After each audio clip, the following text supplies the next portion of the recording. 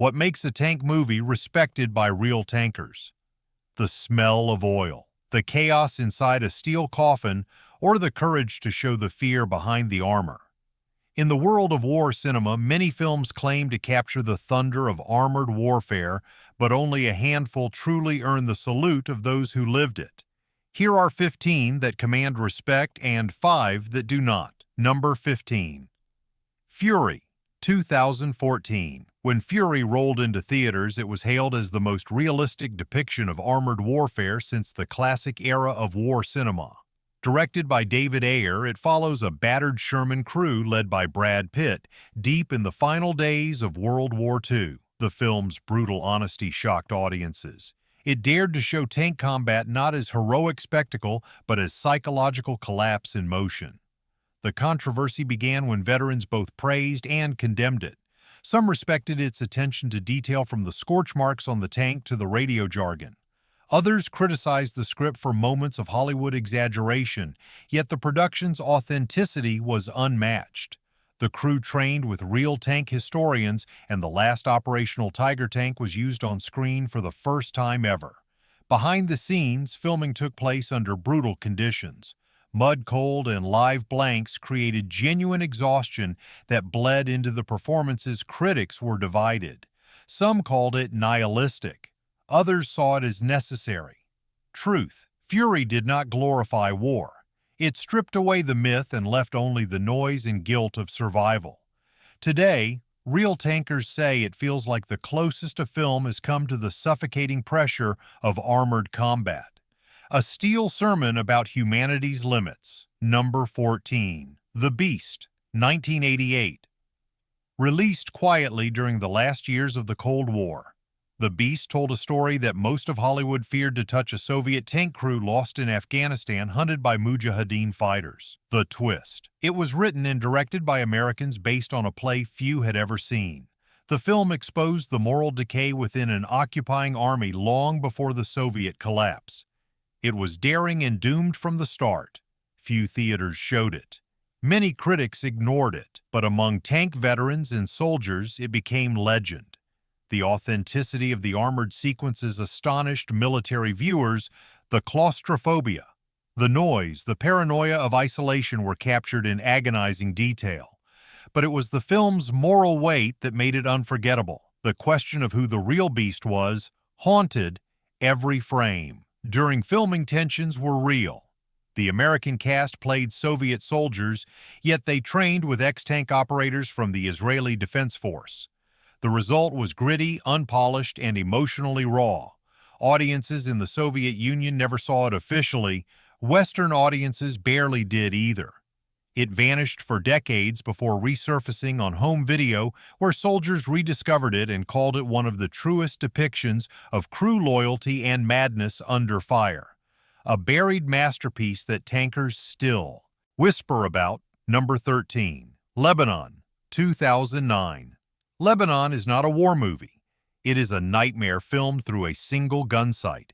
The entire film takes place inside the belly of a tank during the Israeli invasion of Lebanon in 1982.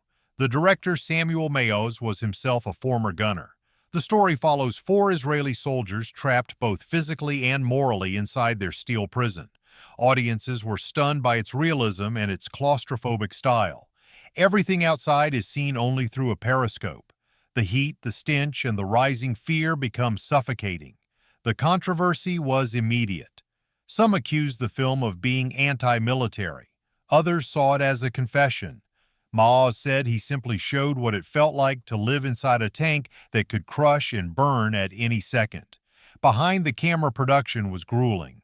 The set was a replica tank mounted on hydraulic rigs. Actors performed in sweat-soaked uniforms and real oil. The pressure was unbearable but authentic. The film won the Golden Lion at Venice, and veterans across borders admitted that despite politics, it captured the mechanical hell of tank warfare better than any film before it. Lebanon is not about victory. It is about the human soul corroding inside iron walls. Number 12. Sahara, 1943. Sahara was born in the heart of World War II, not as propaganda but as raw morale fuel. Humphrey Bogart played Sergeant Joe Gunn, a weary tank commander stranded in the Libyan desert with a mismatched band of soldiers. The film's reputation soared among both soldiers and audiences for showing how survival stripped men of nationality, pride, and sometimes even hope. The story unfolds with tension and sand clogging every breath. Gunn's M3 Lee tank named Lulubelle becomes both home and coffin as his crew fights thirst in the relentless Axis patrols. The battle scenes were surprisingly authentic considering the film's age. No digital effects, no modern trickery, just real tanks roaring through dunes. The isolation, the heat, and the impossible odds mirrored the reality that tankers faced in North Africa. Behind the scenes, the film was nearly shut down. Military advisors argued over accuracy, while the production endured brutal desert conditions in Arizona and California. Bogart suffered heat exhaustion during filming but refused to use a stand-in. Critics called Sahara one of the few films that captured the psychology of desert warfare instead of romanticizing it. Tank veterans later said its depiction of mechanical loyalty between man and machine felt hauntingly real. Its legacy lives on as a cinematic blueprint for tank realism. Number 11. White Tiger, 2012. White Tiger from Russian director Karen Shakhnazarov is a surreal war epic that blurs the line between myth and memory.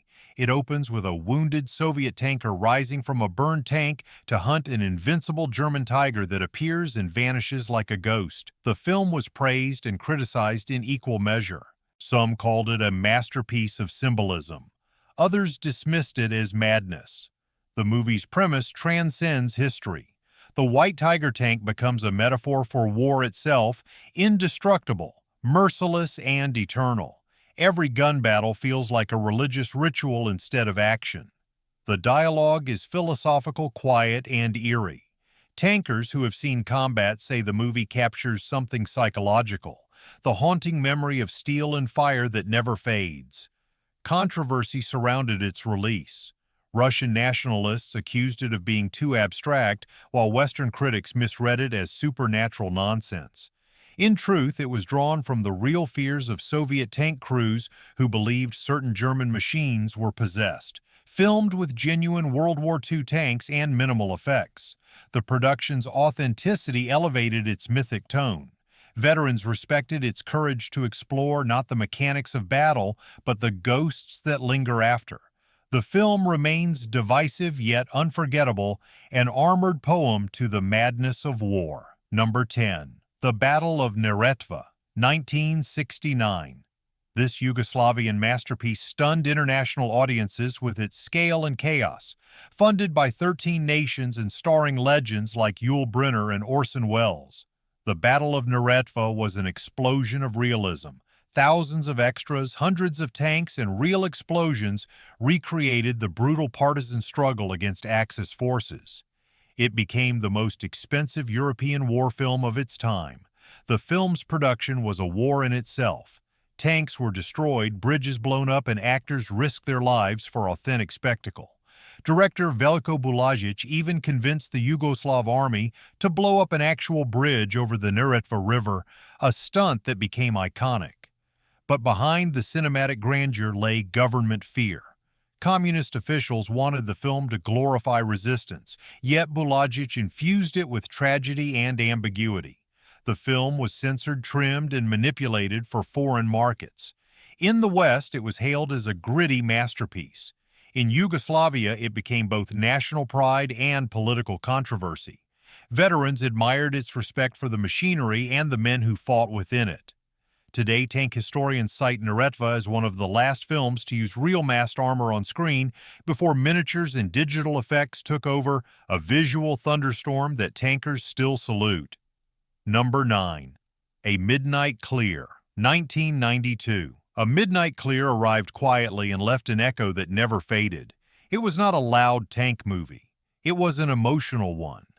Set in the frozen forests of the Ardennes, it followed an American intelligence unit caught in a ghostly stalemate with a German patrol.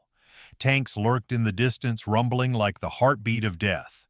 The film explored the madness beneath the steel, not just the machinery itself. It was praised for its poetic tone, its human fragility, and its refusal to glorify war. Critics compared it to Paths of Glory for its moral courage, but what made it beloved among veterans was its quiet honesty. The scenes of soldiers staring into the fog, listening to the rumble of armor they could not see, captured the real fear of tank combat being crushed before being seen. Behind the scenes, director Keith Gordon fought for authenticity. He used real snow-minimal lighting and a small budget to create haunting realism. The actors lived in freezing conditions to mirror the exhaustion of war. The studio almost shelved the film, fearing it was too introspective for mainstream audiences. Today, tank crews respect its truth. It shows that sometimes the most accurate tank movie does not need to fire a single shot. It only needs to reveal what happens before the thunder. Number 8. Kelly's Heroes, 1970. Kelly's Heroes is one of the strangest and most beloved tank movies ever made.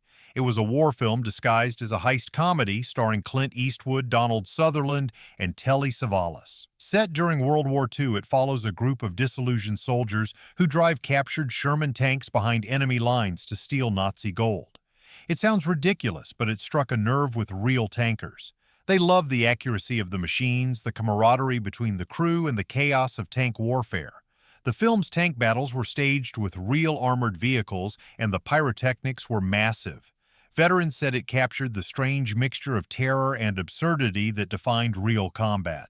Yet it was also a rebellion against authority, showing soldiers as survivors rather than symbols. During production, chaos ruled. Eastwood clashed with the studio over cuts, and Sutherland's oddball performance nearly got him fired. Military advisors were furious that the film mocked command structure, but audiences adored it. Its mix of satire and realism made it timeless. Today, tank crews still watch it not for patriotism, but for its honesty that in the middle of war, sanity becomes a luxury. Kelly's Heroes reminds us that inside every tank beats the heart of a dreamer trying to stay alive. Number 7. Cross of Iron, 1977. Directed by Sam Peckinpah. Cross of Iron was a brutal shockwave that tore apart the heroic image of German soldiers in war films. It followed a hardened sergeant on the Eastern Front who despised his aristocratic officer as much as the enemy.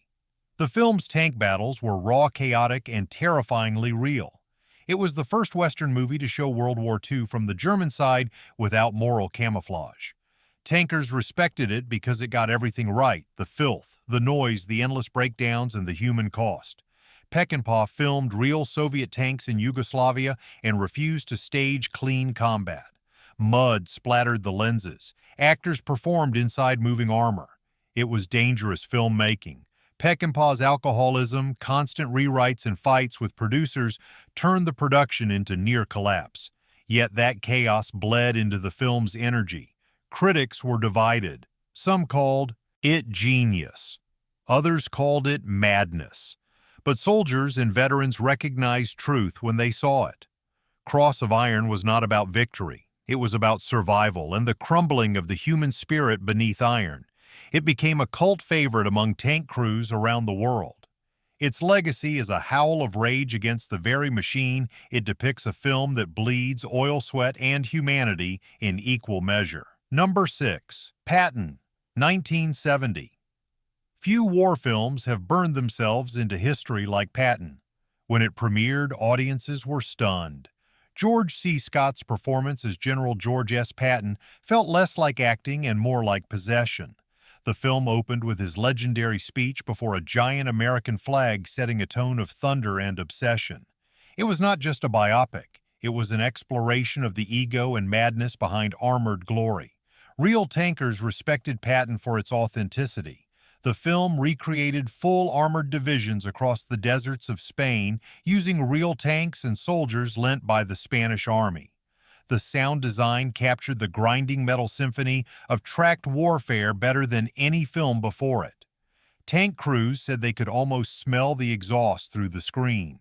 But the film was not mere spectacle. It dared to show Patton as both a genius and a fanatic, a man addicted to motion and destruction. Controversy erupted when the Pentagon distanced itself from the film's portrayal of Patton's instability and defiance. Some called it anti-military. Others said it was the truest portrait of command ever made. Behind the scenes, director Franklin Schaffner fought to keep studio executives from softening Patton's darker edges. Scott himself refused to attend the Oscars, rejecting his Best Actor award because he called the competition a meat parade. Despite that, Patton became immortal.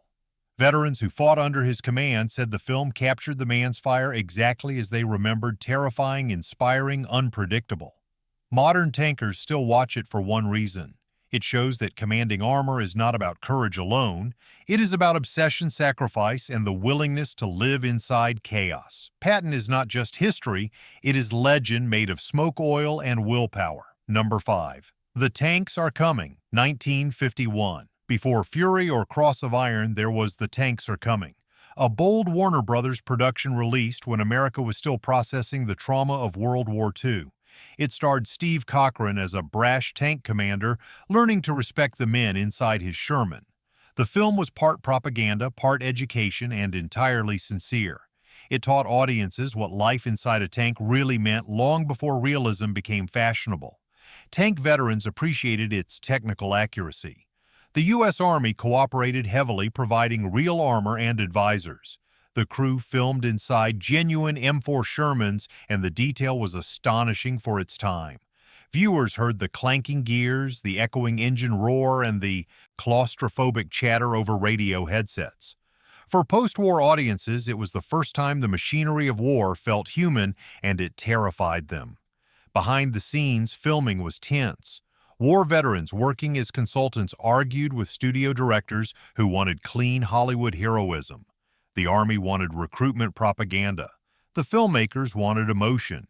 The compromise created a strange balance, a movie that glorified tanks but showed their cost. Critics were lukewarm, calling it mechanical, but actual soldiers felt differently. To them, it was a salute. The Tanks Are Coming eventually faded from pop culture memory, overshadowed by bigger, bloodier epics. Yet, for those who served, it remained sacred. It captured an era when war was still fresh in the nation's blood and tank warfare was both pride and punishment. Real tankers still recognize its value, a time capsule of steel and courage when cinema dared to show the human faces behind the turret. Number 4. Stalingrad, 1993. Few war films have ever felt as suffocating as Stalingrad. Directed by Joseph Vilsmeyer, this German production dared to show the Eastern Front not as heroism, but as human collapse. It begins with German troops bathing in sunlight before being swallowed by the icy ruins of Stalingrad. The tanks move like prehistoric beasts through snow and rubble, each one a symbol of false invincibility crushed by reality. The film shocked Western audiences. It was one of the first to portray German soldiers as tragic rather than triumphant victims of ideology and ice. The tank battles were choreographed with terrifying precision. The explosions were real. The mud was real. The fear was real. Veterans from both sides praised it for capturing the claustrophobic futility of armored combat on the Eastern Front. Filming was brutal. Actors performed in freezing temperatures with little rest. The tanks kept breaking down in the cold. Crew members suffered frostbite, but the suffering added texture. You can feel the exhaustion in every scene. The film was banned from some German schools for being too disturbing and was cut in several countries for violence. Yet it was later praised as one of the most powerful anti-war statements ever made. Its legacy endures because it refused to comfort the viewer. It offered no glory, only entropy. For modern tankers, Stalingrad is sacred, viewing a grim reminder that behind every steel plate lies a man slowly freezing inside history's cruelest machine. Number 3.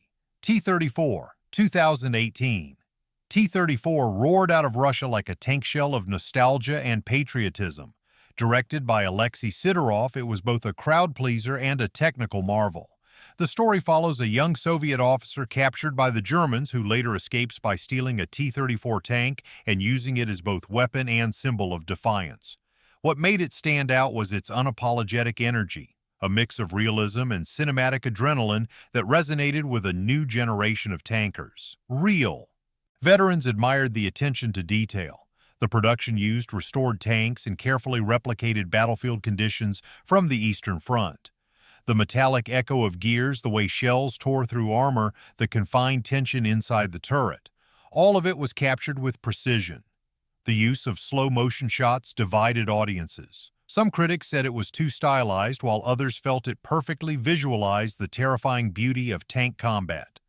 Behind the scenes, Sidorov fought government censors who wanted the film to lean into patriotic propaganda.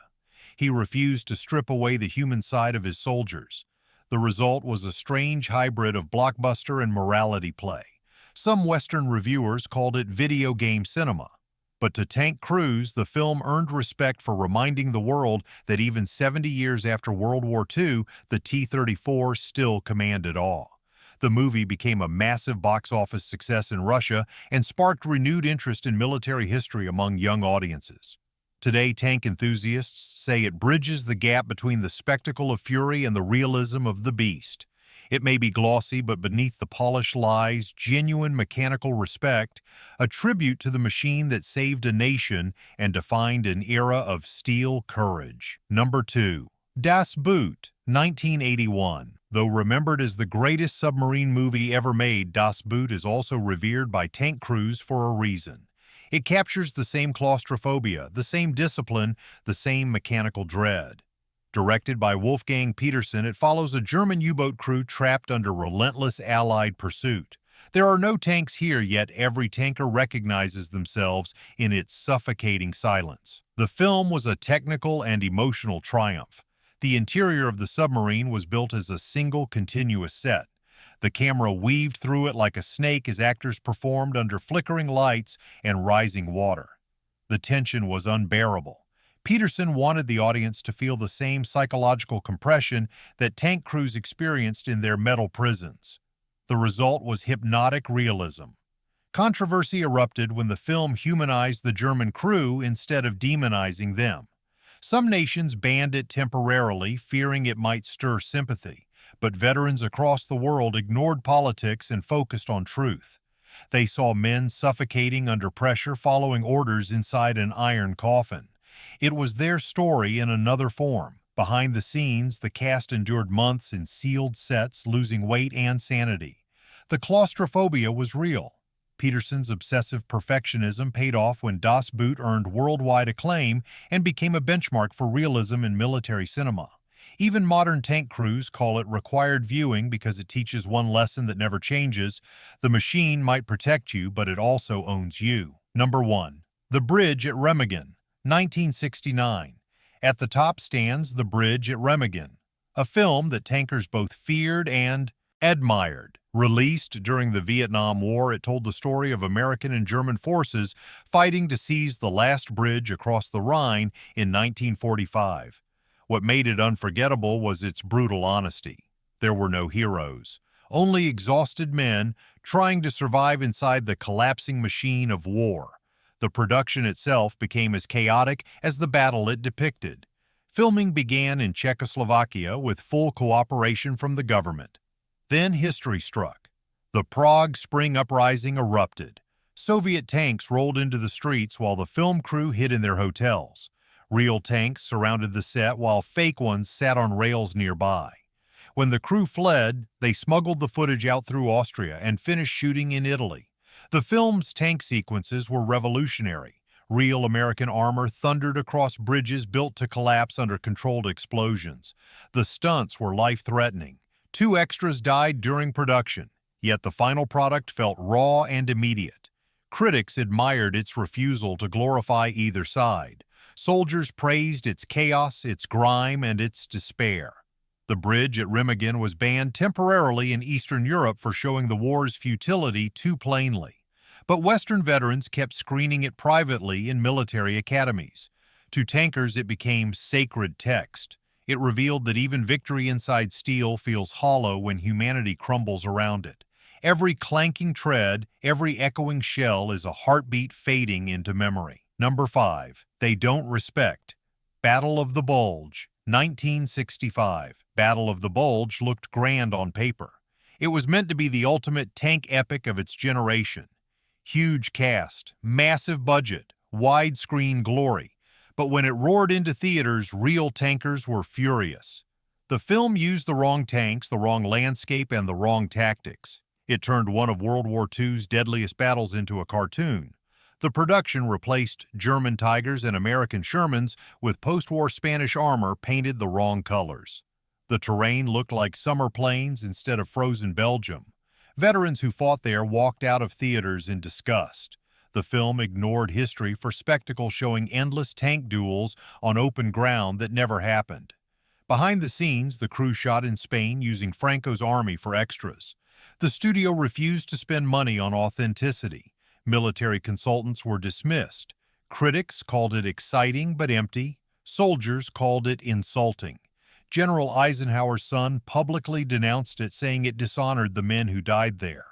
Despite good intentions, it became a lesson in how not to film armored combat.